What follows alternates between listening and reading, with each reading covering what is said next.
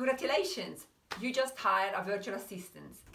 Now you need your new team member to ease into the role. Hi, this is Marisa Wiman, your outsourcing queen. Today we will be talking about onboarding your new VA, the first installment in our Managing Your Virtual Assistant series. Hiring the right VA for your business is a good start, but unless you have a sound onboarding process, you will have problems as you move forward. You have to understand that delegation works best when there is clarity of instructions. A structure must also be put in place so that tasks can be passed on in an organized manner. Pretty basic, but I needed to tell you this because a lot of time we tend to forget. The first thing that you need to do is send out a welcome email if you engage the VA directly. Do not forget to attach the contract for your VA. Review the details of the agreement and have it signed. You can also choose to talk to your assistant about your expectation and some of the basics rules you want followed. For example, expected working hours, procedure if unable to work for the day, preferred communication platform, Skype, email, Messenger, Slack, etc. Pay details including benefits and bonuses if any. You can also talk about the sanctions if the rules are violated. Not many people like to talk about that, but it better be clear from the beginning. This is important when engaging with a virtual workforce. The stronger the system, the smoother the outsourcing experience. However, expectations should not be one way. You can also ask your VA what he expects from you as his/her employer. This approach will increase the trust between the both of you.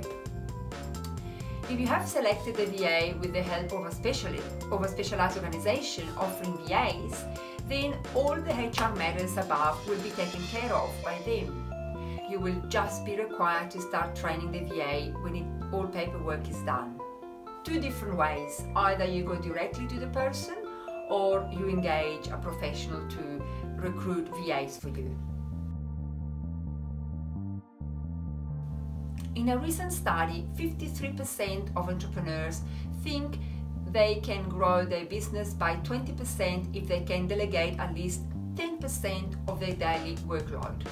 Unfortunately, less than 15% delegate the things that they should. Deciding to delegate is only half the story.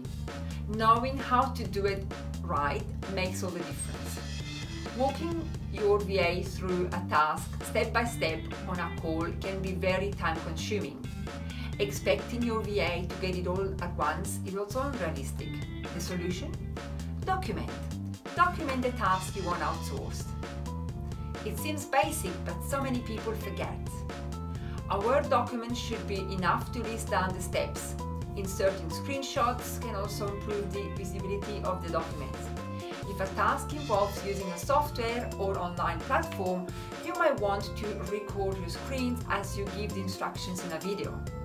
You can use a screen recording app like OBS Studio, Flashback Express or 𝐘𝐨𝐿 to do that.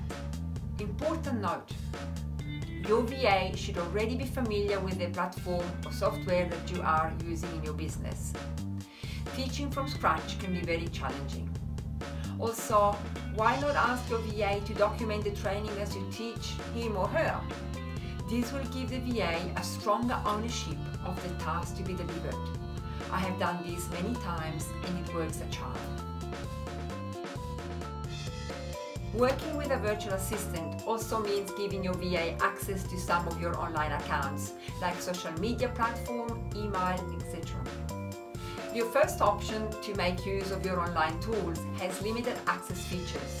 In Gmail, you can have the email delegation function so that your VA can answer emails on your behalf without really giving full access to your email account. This is the same with Facebook Page Manager, when you can choose page roles for your VA, and this gives them permissions to perform certain actions on your business page. There is also a possibility that your VA is working with other clients and one of those clients is a competitor of yours. This is where a non-disclosure agreement, or an NDA, becomes necessary. Always protect your business from any information breaches. Again, these steps are needed if you employ someone directly from home, and generally they work from home. If you go in a partnership with an organization that has the VA selected for you, this step is also taken care of by them. The liability is on the company that recruits the VAs. But if you decide to go directly, then is when you have to be a bit more cautious and have all the paperwork done correctly from the beginning. Some tasks, however, make it necessary for your virtual assistant to engage with your customers. In this case, you might need to develop some response templates or canned replies that can help the VA deal with common questions. To lessen the risk of messaging errors, you can prepare a frequently asked questions document for your VA. The secret to delegating work is to think ahead, anticipating possible situations that may arise, and then formulating and documenting possible solutions so that your VA can address these without you around them.